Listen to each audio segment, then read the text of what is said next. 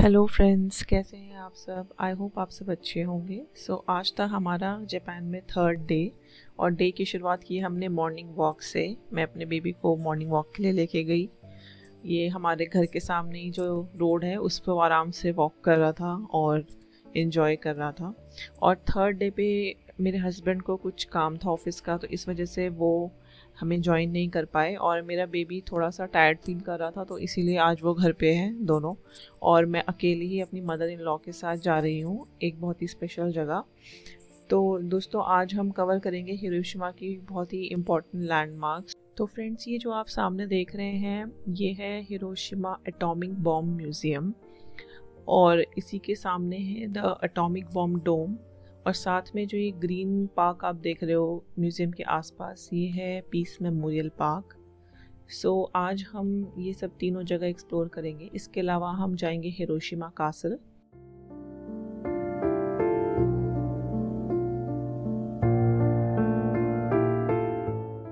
हमारा पहला पड़ाव है हिरोशिमा एटॉमिक बॉम्ब म्यूज़ियम और ये म्यूज़ियम में आप उस समय की घटनाओं को देख सकोगे कि जब 6 अगस्त 1945 को अमेरिका ने हिरोशिमा पर पहला एटॉमिक बॉम्ब गिराया था। तो उस समय हिरोशिमा में कितनी तबाही हुई थी, कितने लोग मारे गए थे, कितने लोग अफेक्ट हुए थे, तो वो सब चीज़ें यहाँ पे हम देखेंगे।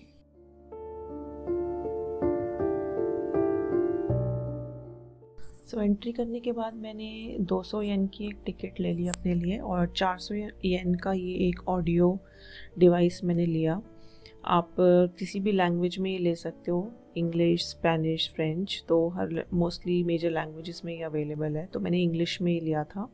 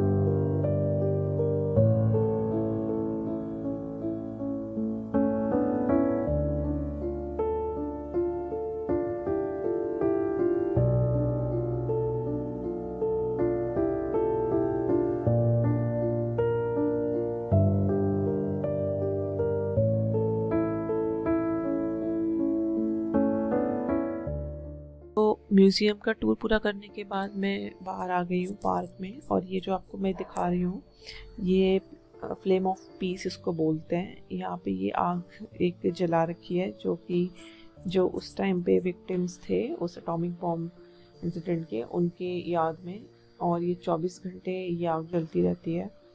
और इस स्ट्रक्चर के नीचे एक बुक है बहुत बड़ी, उसके अंदर सारे विक्टिम्स के नाम हैं और वो अपडेट करते हैं हर साल 6 अगस्त को। तो 6 अगस्त को यहाँ पे एक स्पेशल प्रोग्राम होता है जिसमें सारे इम्पोर्टेंट लोग, पॉलिटिशियंस और सिविलियंस, बच्चे वगैरह सब आते हैं स्कूल से, और सब लोग अटेंड करते हैं उसको। और ये फिर उस पीस मेमोरियल पार्क में ही, फ्लेम ऑफ पीस के ठीक सामने आप सीधे सीधा चल के आओगे ना, तो एक बहुत ही सुंदर रोज़ गार्डन है। आप देख सकते हो कितने प्यारे प्यारे सुंदर सुंदर इधर रोज़ लगे हुए हैं। तो ये रोजेस भी उन्हीं विक्टिम्स की याद में लगाए हैं।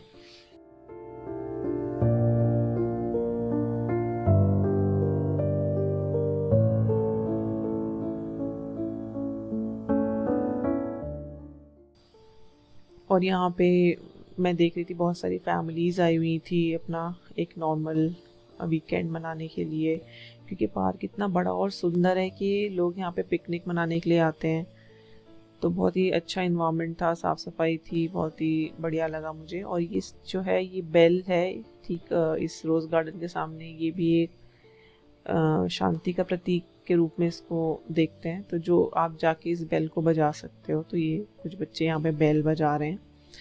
और फिर उसके बाद इस पार्क से तो मतलब काफ़ी लंबी वॉक है, मतलब मुझे ऑलमोस्ट 15 मिनट तो पार्क को एक्सप्लोर करने में लग गए थे, 15-20 मिनट। फिर मैं बाहर निकली जब पार्क से, तो उसके ठीक सामने ही ये मुझे एटॉमिक बॉम्ब डोम दिखा। तो ये वो जगह है कि जिसके ऊपर बॉम्ब डेटोनेट हुआ था, और ये जो स्ट्रक्चर है ये अभी तक किसी तरीके से खड़ा है, तबाह नहीं हुआ पूरी तरीके से। और उसके बाद फिर गवर्नमेंट ने इसको प्रिजर्व करने का सोचा, इसको प्रिजर्व करके रखने का सोचा, और इसके अंदर के स्ट्रक्चर की तरफ इन्होंने कुछ आयरन रॉड्स वगैरह लगाकर इसको किस तरीके से खड़ा रखा है इतने सालों से।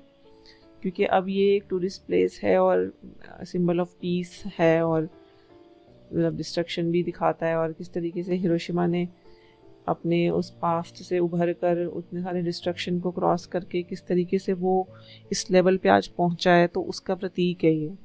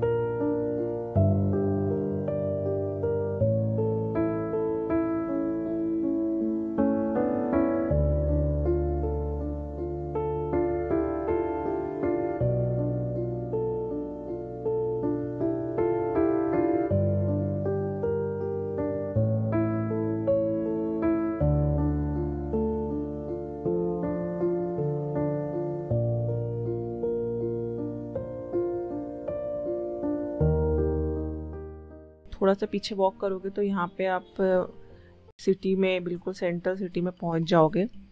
तो यहाँ मैं अपनी मॉम के साथ लंच के लिए प्लान कर रही थी और हम लोग ने यहीं पे एक अंडरग्राउंड सबवे मार्केट के अंदर लंच किया, बहुत ही सिंपल।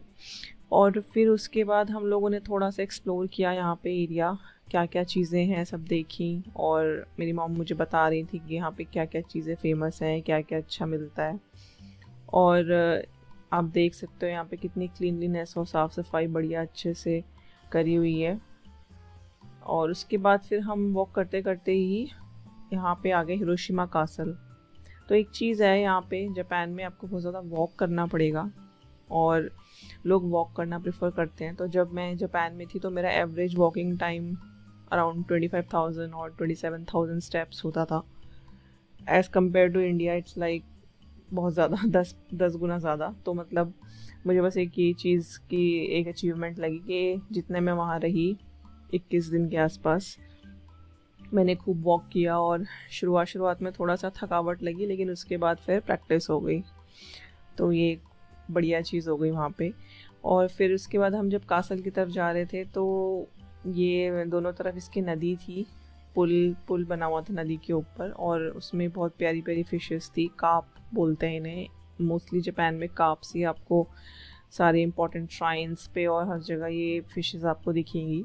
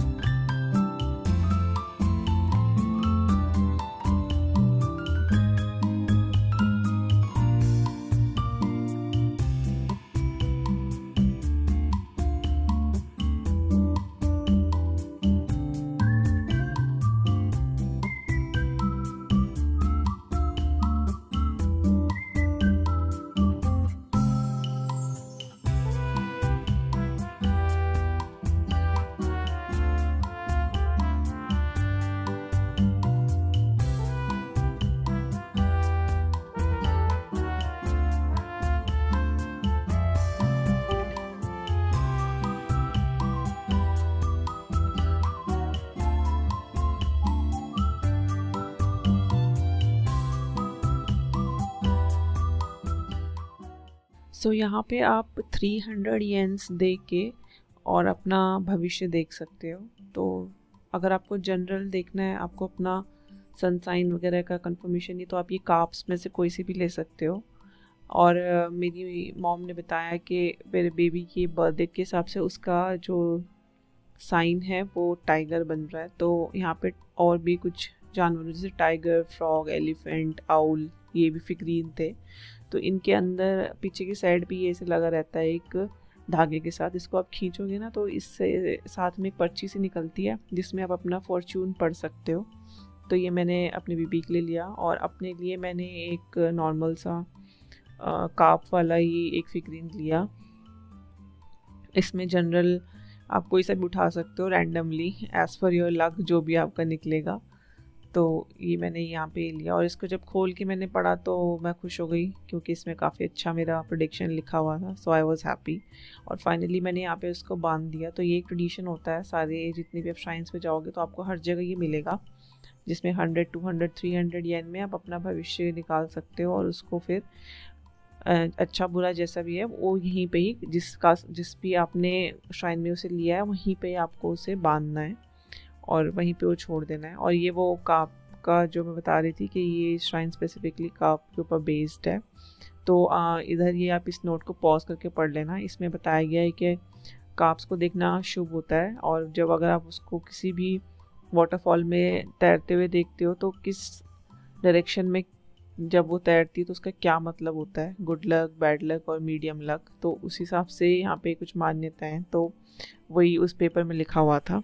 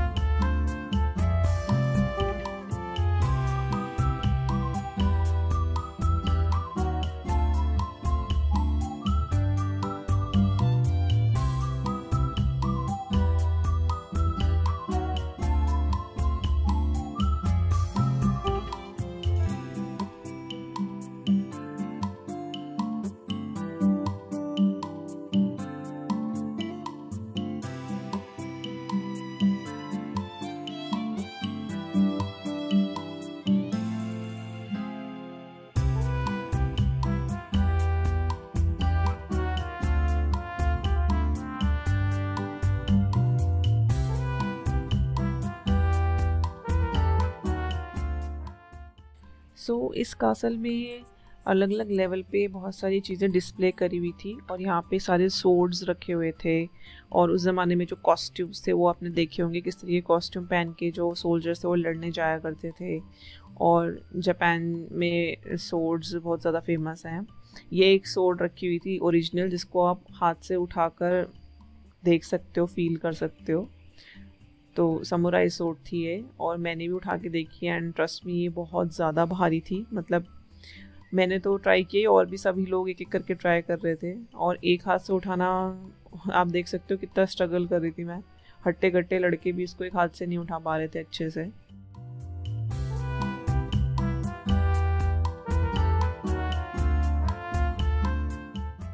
फाइनली ये सब देखने के बाद हम टॉप लेवल पे पहुंचे, जहाँ से आप देखो कितना सुंदर यहाँ से व्यू दिख रहा है। नीचे वही नदी है जिसको हमने पहले क्रॉस किया था शुरुआत में, जिसमें हमने काव्स देखी थी। और इससे चारों तरफ का दिख रहा है हिरोशिमा में क्या क्या है आसपास। और यहाँ से मेरी मदर इन लॉ मुझे बता रही थी कि एक नया बहुत बड़ा बेसबॉल का स्टेडियम बन रहा है इंटरनेशनल लेवल का हिरोशिमा में। तो वो मुझे बता रही थी और वही मुझे दिखा रही थी। और नीचे यहाँ पे जहाँ पे हम अभी एंट्री करी थी वो देखा आपने कितनी ऊंचाई पे हैं हम लोग। तो बस ऐसे ही हम लोगों ने एक्सप्लोर किया पूरा म्यूज़ियम और अच्छी अच्छी फ़ोटोज़ और व्यूज़ देखे। और बस इसी के साथ दिन पूरा हो गया और ये व्लॉग भी यहीं ख़त्म होता है। अब बहुत जल्दी मिलते हैं हमारे नेक्स्ट व्लॉग में। तब तक के लिए take care, tata, goodbye, and don't forget to like our video, subscribe to our channel and comment your thoughts. Thank you.